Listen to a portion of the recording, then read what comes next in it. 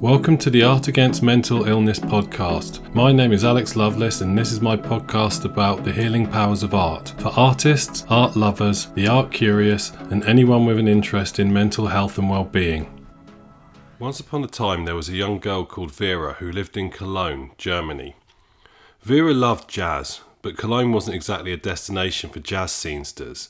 Unperturbed, 18-year-old Vera took a punt and invited American virtuoso improvisational jazz pianist Keith Jarrett to come and perform in her jazz-deprived city.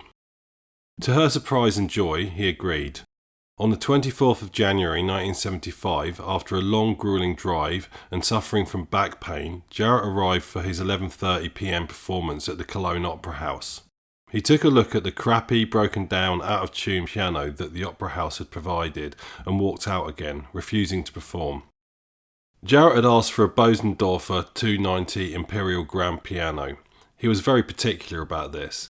The Opera House staff had interpreted that as some Bosendorfer piano or whatever, and rolled out a dusty old practice piano that they found backstage. So basically Jarrett, somewhat understandably, pulled the whole "how can I create under these conditions" routine.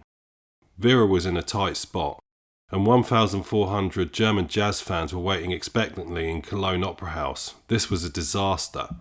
So Vera did what any self-respecting teenager would do in such conditions. She badgered him until she got what she wanted. Against all odds, Jarrett took pity on the rain-soaked, I'm imagining it was raining for dramatic effect, teenager and agreed to play. He hadn't even managed to eat much after his long drive and he was tired and in pain. By the time he re-entered the auditorium, the piano had been tuned, but a bunch of the keys weren't working and it wasn't nearly big enough to be heard across an auditorium of that size. Jarrett assumed he was about to give the worst performance of his career, but the German kids seemed so miserable and they'd already set up the recording equipment, so what the hell? The thing is, Jarrett was a genuinely prodigious pianist. He knew his way around the piano. The limitations of the offending piano forced him to be much more creative in his delivery, both in terms of his note choices, but he also had to hammer at the keys in a way that he wouldn't usually, just so it could be heard. The resulting performance, which was recorded and can be tracked down easily on all the usual streaming platforms, is considered nothing short of legendary. One of the most revered, venerated, copied and best-selling jazz recordings of all time. It propelled Jarrett from being a preternaturally talented upstart to being a major force in modern jazz. In jazz terms, this most definitely counts as a fairy tale. What lessons are there to be learned from this story? I think there are a few. There's probably quite a lot to be said for proper preparation if you want a quiet life, and completely conversely, that all's well that ends well. But it's what this story, and some others which I will touch upon, tell us about creativity that I want to focus on. I'm actually going to spend a couple of episodes talking about the nature of creativity, maybe more, because I think it's essential to understand the role that creativity plays in the therapeutic power of art and the creative process. As I've said before, if you can't loosen up a bit, making art isn't going to feel relaxing and fulfilling. It's going to feel stressful. And relaxation, flow and creativity all come from the same source. The same spring of magical, mystical unicorn juice. But the experience and understanding of creativity depends heavily on context and your place in the lifelong creative journey. Put simply, if you're obsessed about doing things right, then you'll always be doing something wrong and you'll almost certainly end up doing the same thing over and over again. Music, and particularly jazz music, is a good place to start here because during improvisation, creativity happens in real time and in full view. Now I should point out at this point that I'm no expert on jazz, or even particularly a jazz fan. There just so happens to be a few characters and stories I've come across that help make the points that I need to make. And more generally, jazz, as opposed to say country music, puts quite a high premium on creativity. Take jazz saxophonist John Coltrane. He is considered one of the most important jazz musicians of all time, largely for his improvisational abilities. He reputedly practiced for 16 hours a day. He was good at his instrument, but he was also renowned for his creative approach to the saxophone and to jazz music, and indeed music in general. He was your archetypal innovator. John Coltrane changed the jazz genre. He was awarded the Special Pulitzer Prize in 2007, citing his masterful improvisation, supreme musicianship and iconic centrality to the history of jazz. He was even made a saint by the African Orthodox Church. Does this suggest that you need to be a virtuoso to be able to improvise or innovate? If we think of innovators in other fields, they also seem to be crazy talented prodigies and/or big brains. Think Einstein, Da Vinci, Bach, Bowie, Bill Gates, probably some sports people. I don't pay any attention to sports. Ronnie O'Sullivan fits the bill, I guess. But there are plenty of virtuosos out there that neither improvise nor innovate. Top-tier concert violinists, for example, may bring innovative flourishes to their renditions of others' works, but little in the way of raw creativity, much of which will have come from the composer. Walk into your local art gallery and you might find some supremely able painters, but how many of them are using that ability to pump out fairly pedestrian landscapes? Every field is jammed to the gills of also-rans that pump out solid work, but did little to really move the dial in their respective fields. No, Coltrane didn't change jazz because he was a boss saxophonist. He had some other secret sauce. So what did Coltrane do that was so disruptive to the jazz genre? Well, strictly speaking, nothing, at least not alone. He was part of the movement that included another pioneering jazz legend, Miles Davis, which innovated a form of jazz known as modal jazz. The musical theory of what modal jazz actually is somewhat brain-bending. So I'll not attempt to characterise it here other than via a rudimentary description. I'll put some links in the show notes for anyone masochistic enough to want to know more. Put simply, most music uses chord changes to drive the melody and the movements within the piece. Modal jazz instead uses modes, which are basically scales of the sort that you were forced to learn during those piano lessons that you did when you were a kid and that petered out because they were so dull. Often, modal jazz is performed as lengthy jams over a single chord, with melody and structure defined by changes in the modes used. I think, anyway. It's all very confusing. Just go listen to it. Listen to Coltrane's magnum opus, 1965's A Love Supreme, and you'll get a sense of it. It's easier to just listen to it than try and describe what's actually going on. It represents a musical intersection of hyper-minimalism and hyper-complexity. It's a music of dichotomies and extremes. It's not everyone's cup of tea, but I've no interest in the conversation about whether this is style over substance, whether enjoyability or even listenability has been sacrificed in the name of technical prowess or the pursuit of pure, cold artistic abstraction. Many people love this music. I've included a link in the show notes of a podcast where a couple of guys get something akin to sexually aroused listening to the aforementioned A Love Supreme. That whole episode's worth a listen, as they state various views on the nature of art that are very much congruent with my own and therefore a good corollary to this and future episodes.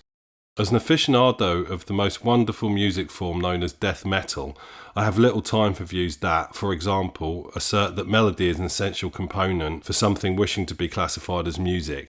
That said, this particular debate is one that I'm going to come back to at some point, maybe as part of this series. I guess we'll find out. Back to Coltrane. Far from being cold or aloofly technical, A Love Supreme is specifically and intentionally an act of worship, an act of love. It is the document of Coltrane's reverence for both the transcendent powers of jazz music, but also of God, him/herself. And this is where we start to glimpse Coltrane's secret sauce, for he was both obsessive and eclectic. He was a scholar and a spiritualist. Coltrane was a man of extremes, of contradictions. Raised as a Christian, he largely considered himself a Christian and was by all accounts a true believer, a profoundly spiritual person. Yet he frequently integrated beliefs, doctrines and practices from other diverse world religion into his own worldview. This included Kabbalah, Hinduism, Islam and Tibetan and Zen Buddhism. This inevitably found its way into his music. This compulsive cultural and spiritual kleptomania was part of his core approach to music.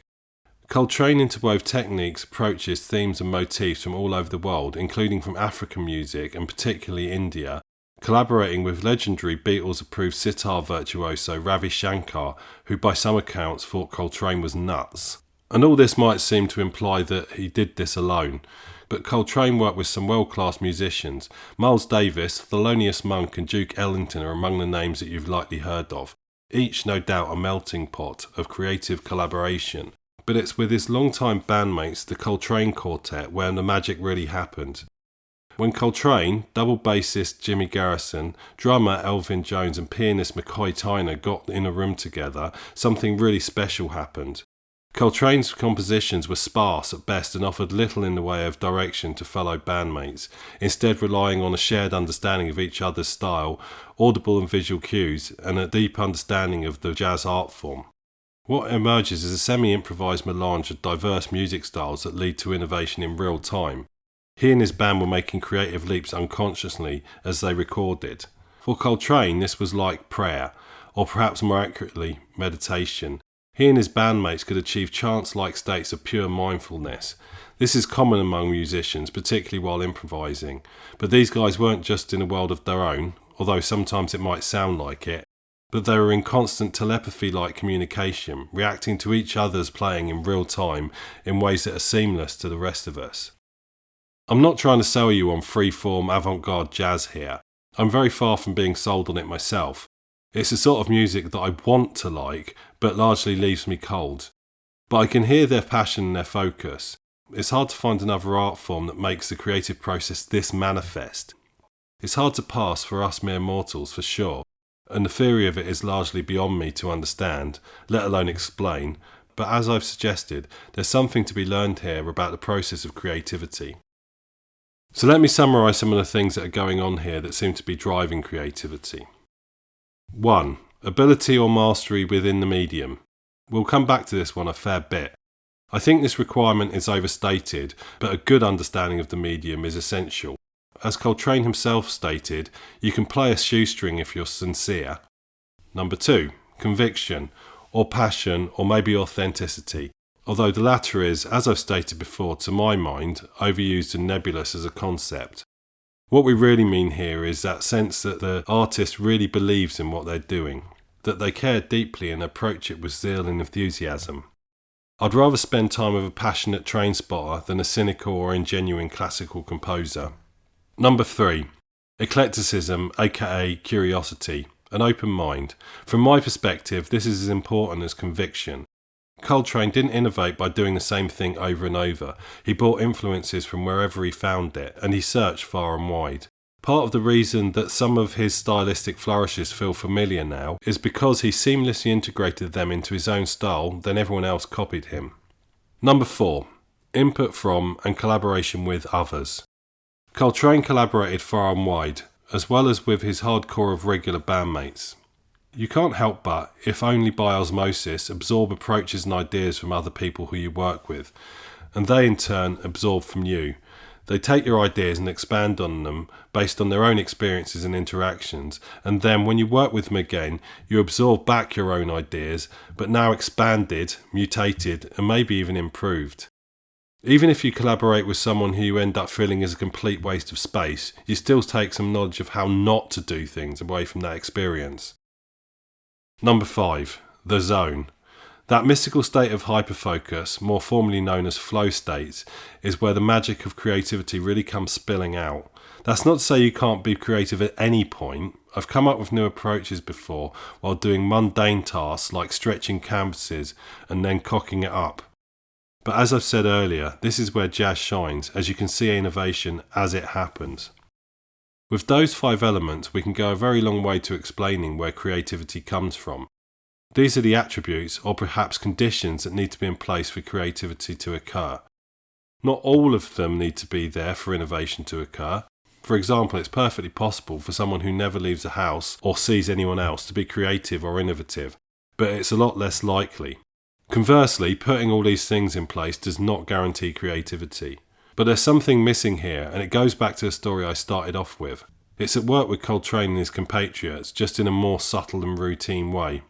And that is randomness, chaos, unpredictability, luck. In the case of Jarrett, the luck was, on the surface at least, bad, an apparent setback.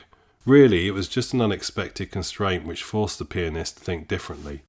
In the case of Coltrane and friends, chaos was their whole approach. Outside of some basic melodic and structural guidelines, each band member did not know what they were going to play, let alone what everyone else was going to. By going in somewhat blind, they were deliberately imposing constraints, the influence of which they were unable to predict, then trusting their own instincts and ability to not only account for these, but to capitalise on them. So with my original list, mastery, conviction, an open mind, collaboration and focus, you have a set of ingredients that can be put together in varying measures to cook up something different. But to really mix things up, you need a sprinkling of chaos. It's like making your omelette with all the usual stuff, then picking up something random from the fridge or pantry to add in every time you make it to see what works. Sure, some omelettes will end up being choked down or just thrown in the bin, but once in a while you'll create something magical. So chaos isn't one of the core ingredients, it's more like a method or seasoning. It can be applied to any or all of the ingredients at any point in the process, in any amount. It could be argued that, as far as creativity is concerned, it is the magic unicorn juice. I've got a lot more to say about this particular subject, but I've piled a lot on here, much of which borders on philosophy, or at least isn't very practical. I also worry that this is probably a bit daunting for those just starting out on their creative journey, so I'm going to shut up for today. In the next episode, I will be making a case for how this works at any point in a creative's maturity. At least I think that's what I'm going to do. For better or for worse, my pathological propensity to create chaos means that unpredictability plays a large role in my work. Maybe I'll talk a little bit about that too. Maybe not. In the meantime, if you don't feel like taking my word on all of this, or you just want to get ahead with some reading, many of the ideas from this and future episodes are crystallised and expanded upon in the various real-world scientific studies by psychologists, and please forgive me if I get the pronunciation of this wrong, Mihai Csikszentmihalyi. Csikszentmihalyi gave us the concept of flow states, and in his book Creativity, The Psychology of Discovery and Innovation, elaborates on many of the subjects discussed here using interviews with and anecdotes from real-world innovators. I'll put a link in the show notes. In the meantime, go and create, and I'll be back soon. As per usual, if you like this, please tell at least one person to come and listen to my podcast. If you want to support me financially, the best place to do that is on my Patreon, which is at patreon.com/Alex Loveless, and I'll speak to you next time.